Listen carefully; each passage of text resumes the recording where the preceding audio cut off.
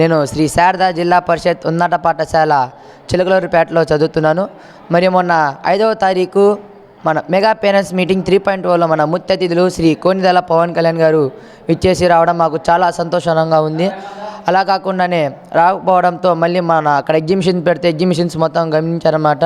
మళ్ళీ మన స్కూల్ మొత్తం పరిశీలించి మరి కంప్యూటర్స్ లేవని చూశారు.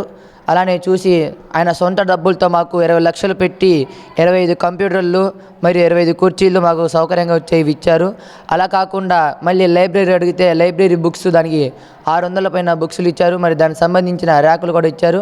అలా కాకుండా సార్ మాకు ప్లే గ్రౌండ్ మా ఫిజికల్గా ఆడుకోవడానికి గ్రౌండ్ కావాలంటే నేను ఇస్తానమ్మా అని ఆయన సొంత మాటలతో మాకు అందరి ముందర హామీ ఇచ్చారు. హామీ ఇచ్చి వెంటనే 10 రోజులకే మరి మొన్న సోమవారం 15వ తారీఖు మా జిల్లా కలెక్టర్ గారు వచ్చి ఈ సైన్స్ ల్యాబ్ మరియు లైబ్రరీ ఓపెన్ చేశారనమాట.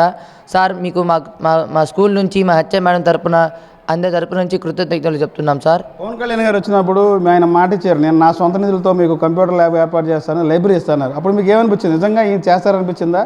రాజకీయ నాయకులు వెళ్తారనిపించిందా? అంటే మాకు అనిపించింది సార్ మాట ఇచ్చారని కాబట్టి సార్ మాట మీద నిలబెట్టారు కాబట్టి మాకు అలాంటి నాయకులు మరి ఫ్యూచర్లో కూడా రావాలని మేము కోరుకుంటున్నాం సార్. మరియు మాకు ఈ కంప్యూటర్స్ వల్ల మా కంప్యూటర్తో పాటు మా కంప్యూటర్ సార్ ఉన్నారు. ఆయన మాకు రోజు ఈ కంప్యూటర్ గురించి ఎక్స్ప్లెయిన్ చేయడం కానీ లేకపోతే దీని ఫ్యూచర్స్ ఏంటి మరి ఏందో మాకు బాగా ఎక్స్ప్లెయిన్ చేస్తున్నారనమాట. అలా కాకుండా ఈ కంప్యూటర్స్ వల్ల మనకు ఉపయోగం ఏంటంటే మన ఫ్యూచర్ డెవలప్మెంట్ కోసం సాఫ్ట్వేర్ జాబ్స్ కానీ మన పర్పస్లో ఈ కంప్యూటర్ నేర్చుకుంటే మనకి ఫ్యూచర్లో ఎంత బాగా చూసిద్దని మాకు ఎంత క్లారిటీగా మా కంప్యూటర్ సార్ నేర్పిస్తున్నారు సార్. మరి మాకు ఈ 25 కంప్యూటర్స్ మరియు కుర్చీలు మరి సీలింగ్ కూడా చేయించారనమాట. హాయిగా ఉంది, ఫ్యాన్లు పెట్టించారు.